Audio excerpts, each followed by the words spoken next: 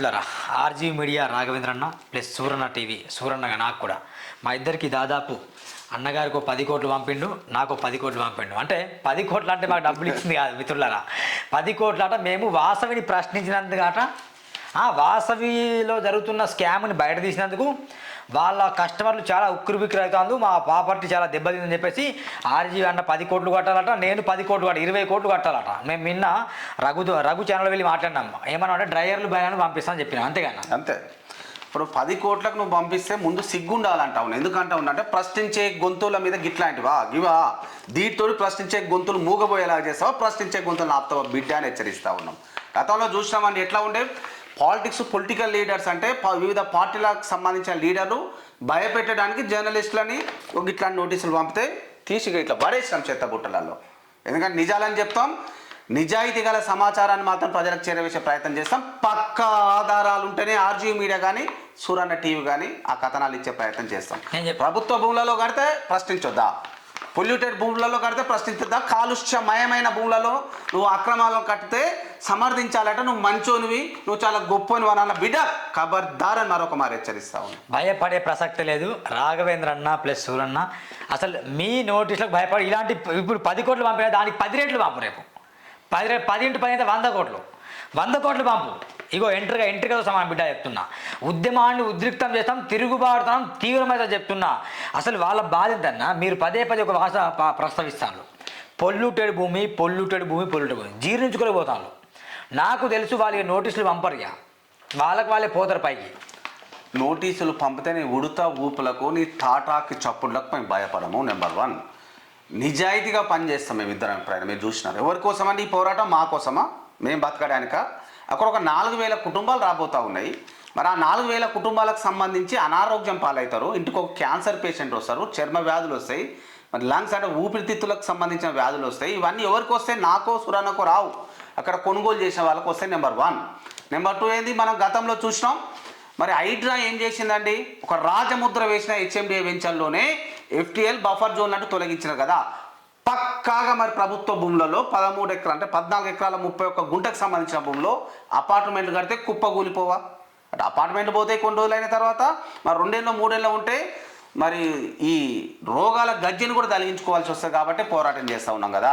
మరి మా పోరాటానికి ఆ విజయ్ కుమార్ కానీ వాళ్ళ అల్లుడు అభిషేక్ కానీ ఏమన్నాడు, మా దగ్గర ఆధారాలు ఉన్నాయన్నా మేము చూపిస్తా అంటే ఒక 2 రోజులు ఆగినాం.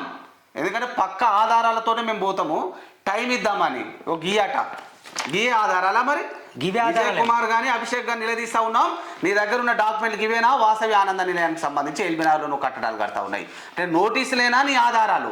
ఇక్కడే తేటతెల్లం అవుతుంది సురన్న, నీ దగ్గర ఏమీ లేవు. ప్రభుత్వ భూములలో కడుతున్నావని నువ్వే ఒప్పుకుంటున్నావు. సిరీస్కు సంబంధించిన పక్కగా గవర్నమెంట్ ల్యాండ్స్ అవి 9/1కి సంబంధించిన సర్వే నెంబర్లు నిర్మాణాలు చేపడుతున్నామని ఈ నోటీసుల ద్వారానే తేటతెల్లం అయిపోయింది. ఇక చూడు రేపటి నుంచి మేము ఇంకా కేవలం వాసవి ఆనంద నిలయం మీదనే పడ్డాం. వాసవి సరోవర్ మీద కావచ్చు, వాసవి అర్బన్ మీద కావచ్చు, బాచిపల్లిలో కావచ్చు, మూసాపేటలో కావచ్చు, అక్కడ చెరువులలో నువ్వు నిర్మిస్తున్న కబ్జా అక్రమ నిలయాల మీద మేము పడలేదు. ఇంకా ఇక్కడ ఎందుకు ఫోకస్ చేసామంటే మీకు తెలుసు, మాకు తెలుసు, ఇక్కడ ప్రజల ప్రాణాలతో ఇబ్బంది ఉంది. అక్కడేమో నీకు బాగా డబ్బులు వస్తాయి, స్కామ్లు అవన్నీ పక్కన పెడితే ఇక్కడ ప్రజలు చచ్చిపోతారు. అంటే నథింగ్ బట్ మా అక్కలో, మా తమ్ముళ్ళు, మా తాతలో, ముత్తాతలో వాళ్ళు ప్లాట్లు కొనుగోలు చేస్తే నష్టమేది నీకు కాదు. నువ్వు అక్కడ 5 రోజులు ఉండు. ఆర్జీవి అన్న మొన్న ఛాలెంజ్ చేసిండు, దమ్ముంటే ఒక 4 రోజులు అక్కడ స్టే చేయను, నీకోసం ఒక ప్లాట్ కట్టుకుని అక్కడ ఉండు. దమ్ముంటే 24 గంటలు కూడా కాదు నీకు దమ్ము ధైర్యం ఉంటే కేవలం 2 రోజులు, ఒక వారం రోజులు ఉండు. అక్కడ వాటర్ తాగు, అక్కడ వాటర్తో స్నానం చేయి. దమ్ముందా విజయ్ కుమార్? ఉందా? ఇక గిదా నోటీసులు పంపించే ఈ నోటీసులు భయపడతామా? 10 కోట్లు నోటీసులు అంటే ఆర్జీ సూరన్న భయపడతారు, వచ్చి మా కాళ్ళు మొక్కుతారు. Sorry Suranna, sorry Vijay Kumar, sorry Abhishek, తప్పైంది, ఆర్జీగా ఇంకెప్పుడు చేయను, ఛానల్లో వీడియోలు ఎల్లుడి చేస్తా గిట్లా చెప్తాను అనుకున్నా. బిడ్డ చెప్పమట్లా, ఎందుకు చెప్తామట్లా? కాలు బట్టడు కాదు, నీ కాలు గుంజి బండకిట్ట కొడతాం బట్టలు ఉతికినట్టే. నీ అక్రమాలను పెడతాం, నీ అక్రమ నిర్మాణాలను బండకు కొడతాం.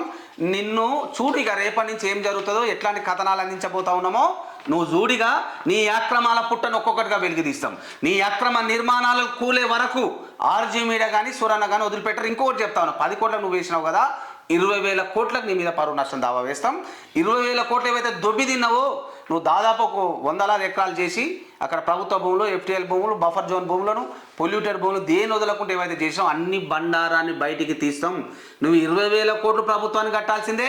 ఎక్కడైతే అక్రమ నిర్మాణాలు ప్రభుత్వ భూములను వాడినావో అవి బట్టబయలు చేస్తాం, తిరిగి స్వాధీనం చేసుకుంటే అవసరమైతే మేము తీసుకుపోతాం బుల్డోజర్లు. నువ్వు ఎక్కడైతే గవర్నమెంట్ ల్యాండ్లో కట్టినావో ఆ అక్రమ కట్టడాలను కూల్చేసే బాధ్యత సంబంధిత అధికారులు తీసుకోకపోతే ప్రజలతో కలిసి ఒక ఉద్యమంగా మలుస్తాం.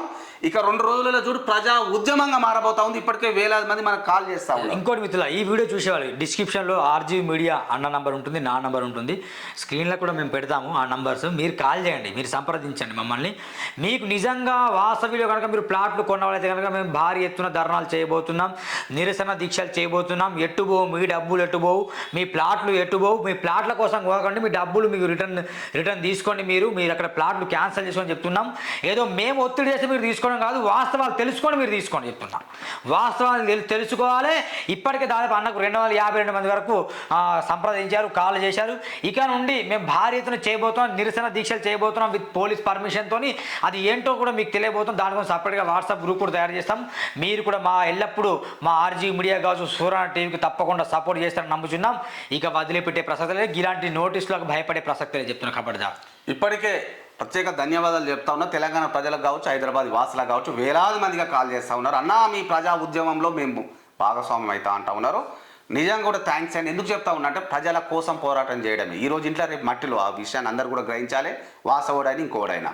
కాబట్టి ప్రజా ఉద్యమంగా ప్రజల కోసం చేసే ఈ ఉద్యమం మీకు ఆగనే ఆగదు. వేలాది మందిగా తరలి రండి.